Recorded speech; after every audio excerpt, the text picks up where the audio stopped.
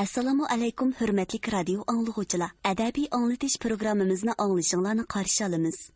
Bugungi programmamizda yozuvchi Xevir Tömürning Şinjan Xalq nashriyati nashr qilgan Baldur uyg'ongan odam nomli tarixiy romanini anglatishni boshlaymiz.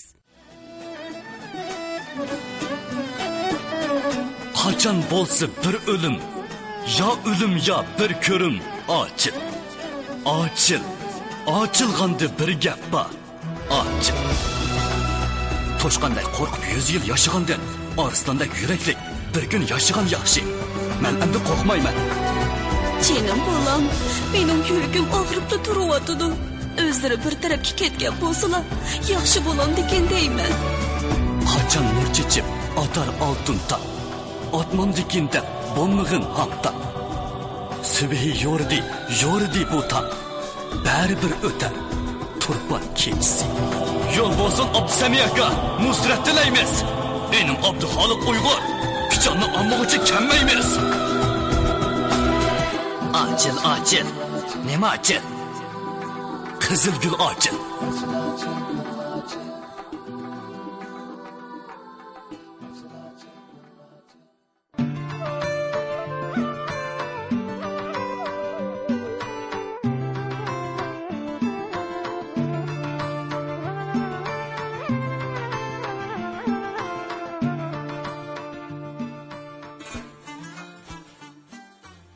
Yazg'uchidan Salom kitobxon. Qo'lingizdagi kitobni yorqin ma'rifatchi, taraqqiyparvar, xalqparvar inqilobiy shoiri Abduxoliq Uyg'ur qurbon bo'lganligining 50 yilligiga beg'ishlayman. 1901-yili Turpan yangi shaharda dunyoga kelgan Abduxoliq Abdurahmon bolalik davrida dastlabda diniy o'qishda, ya'ni madrasada, keyin Xanzuchida a'lo natijada o'qidi. O'zligidan ijtihod qilib, ruscha va mo'ng'ulcha til yeziq o'rgandi.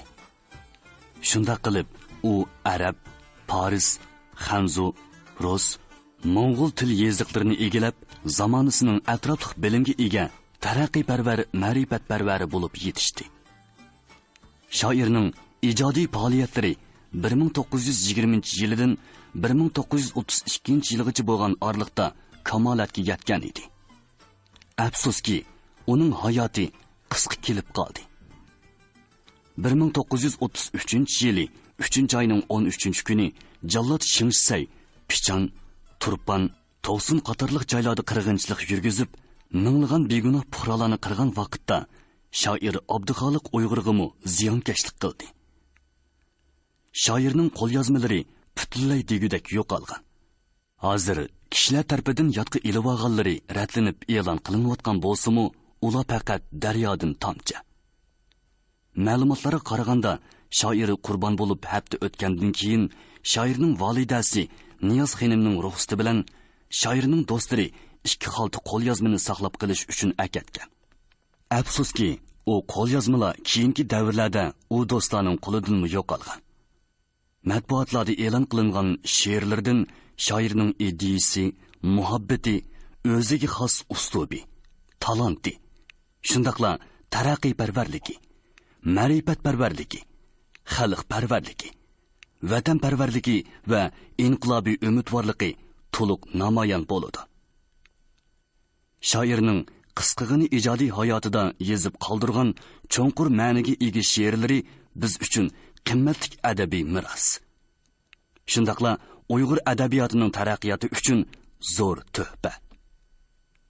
Uning har xil temada yozgan o'ziga xos uslubga, quyuq milliy alohidalikka ega she'rlari yaqinqi zamon Uyg'ur adabiyoti tarixida alohida o'rin tutdi va cho'lpondek chaqnab turdi. She'rlardagi hissiyotining kuchlikligi, ta'sirotining cho'nqurligi, muhabbat nafratning ro'shanligi, tafakkurning mo'lligi, mazmunning ommibobligi Abduxoliq Uyg'urning ijodiyatidagi yana bir yorqin alohidalik. Shoir o'zining ijodiy asarlari bilan shu davrning tarixiy, siyosiy vaziyatini, jaholat, xurofot taraflarini, zulm asoratni, xalqning orzu tilaklarini va inqilobiyligini to'liq aks ettirib bergan. Uning she'rlari ijtimoiy reallik bilan chambarchas bog'langanligi uchun xalqning qizg'in olqishiga sazovor bo'lgan. Xalqning zehniga cho'nqur o'rnishib, qalbida puxta saqlangan. Himmetingdin, g'ayratingdin o'llikin ayrilmag'in, haqliqin bilgan yo'lingdin jonni ber qayrilmag'in. Bu shoirning xitobi edi. Eng oxirida shoir o'zi tanlagan yo'liga va o'z xitobiga sadoqat ko'rsatib, qimmatli yosh hayotini qurbon qildi. Abduxoliq Uyg'urning she'rlari raplanib, matbuotda e'lon qilingandan keyin ularga to'limi qiziqdim. Shoirning talanti, mahorati, uslubi, tafakkurining cho'nqurligiga qoyil bo'ldim va uningdan faxrlandim. Bo'libmi, shoirning o'z ijodiyati bilan yaqinqi zamon Uyg'ur adabiyotiga asos solg'uchi bo'lib qolmasdan, balki she'riyatda alohida yo'l ochquchi nodir ustoz ekanligini e'tirof qildim. Shuning bilan menda shoirning ijodiy hayotiga qiziqish paydo bo'ldi. Qisqa vaqt ichida bo'lsa-mu, izlanish va uning she'rlarini o'rganish orqali qo'lingizga kitobni yozib chiqishga muvaffaq bo'ldim. Bu kitob o'qirmanlarni degandek qanoatlantiramisimu, lekin shoirning ijodiy hayoti, shoir yashagan ayni davr va shu davrda yuz bergan tarixiy voqealar to'g'risida ma'lum darajada tushunchaga ega qilishi mumkin.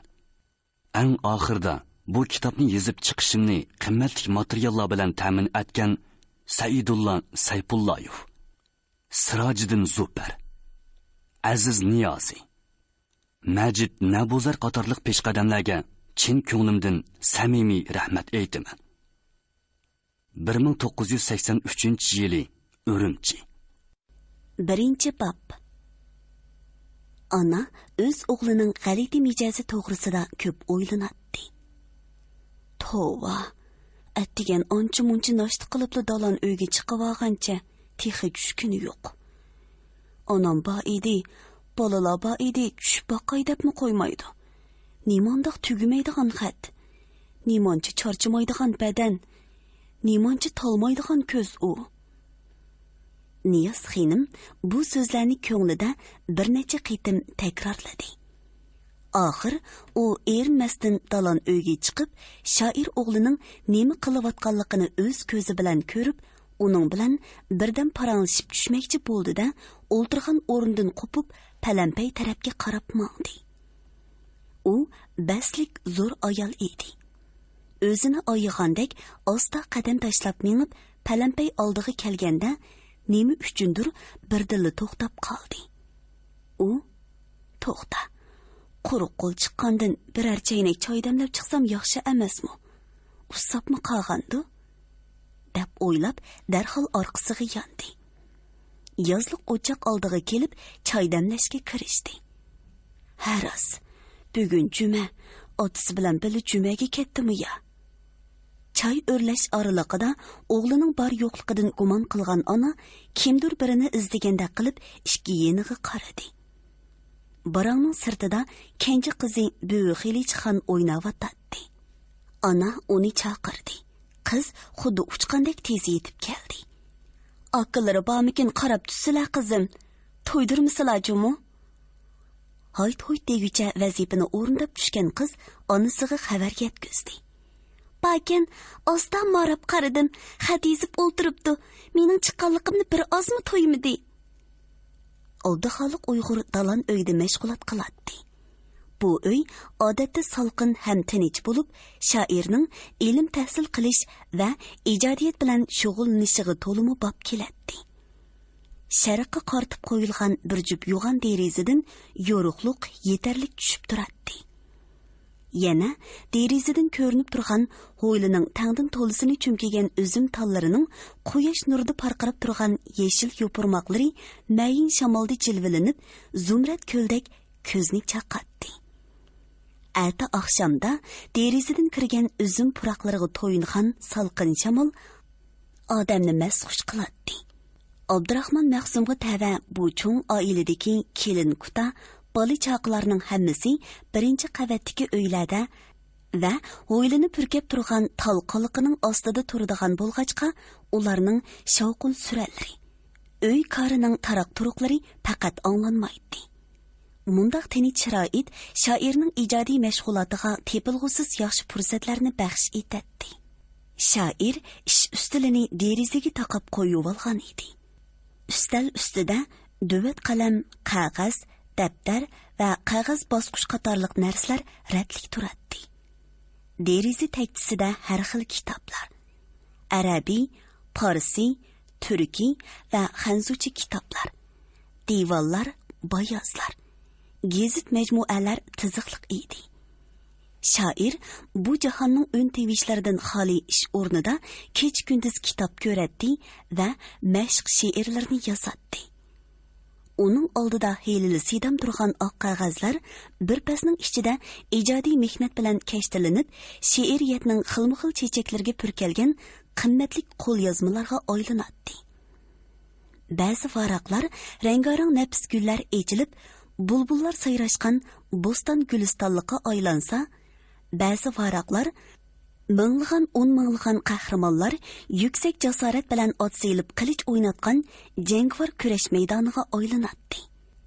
Ba'zi varaqlar tilak, orzu umidlar bilan qudrat tepib o'rkashlagan dengiz to'lqinlarini aks ettirsa, ba'zi varaqlar o'tkir hajviga to'lgan mazmunlar bilan jaholat, nodonlik, xurofotlik ustidan qaqoqlab kuladi.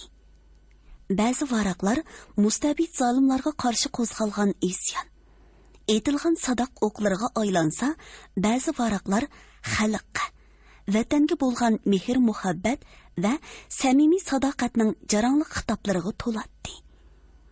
Bularning hammasi ijodiy mehnat va sahih ijodiyatning mahsuli edi. Bu nima degan qadrlik mashg'ulot ha? Ijodiy mashg'ulotning mundaq ko'ngillik, mundaq jo'shqinlik dengizida uzib odatlangan va bu odatdan putmas tugumas lazzat topgan shoir o'z mashg'ulotini qandoqmi buzg'isi kelsin. Minuti bir jing oltinga tang turadigan bu esil vaqtni qandoqmi qo'ldan bergisi kelsin. Niyaz xinim bir qo'lida chaynak, bir qo'lida piyola ko'targan holda shoirning mashg'ulot uyiga kirganda yezish bilan band bo'lgan shoir sezmay qolgan edi. Ana shoirning orqa tarafidan osta yiqilib kelib, bir oz qarab turgandan keyin birdilla "Tova balam, usab qoldimmi demaydi kella" dedi chaynakni ustalga qo'yib. Ana, qachonlarda kirib oldilar? Zo'r baxtlar talpinib ishga berilgandan kelar debdi Abdulla To'qay. Tova nima deydigandu?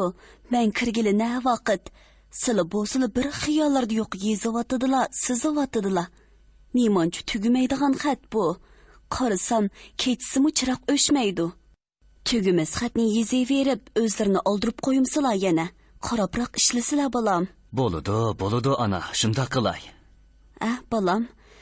Xat yezaverib zerikanda, ko'zlar talg'anda, oncha-muncha talatuzga chiqib, bog'larga kirib saygidab kirsizlar.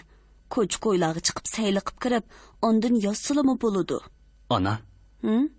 Men zerikkanda qalam eng yaxshi sozim mening. Aytingizchi, ushbu turmush tang emasmi xon bilan? Voy xudoyim-ey, texi shundoq gap bormi? Amsi o'zlariga xolloch turmush nasib bo'lg'ay balam. To'xtasizlar, oyig'i bor. Kun-tuni ham uyqu yo'q, vijdon azobi yanichu. Alni uyg'otmoq tilak har tongda bir cho'qon bilan.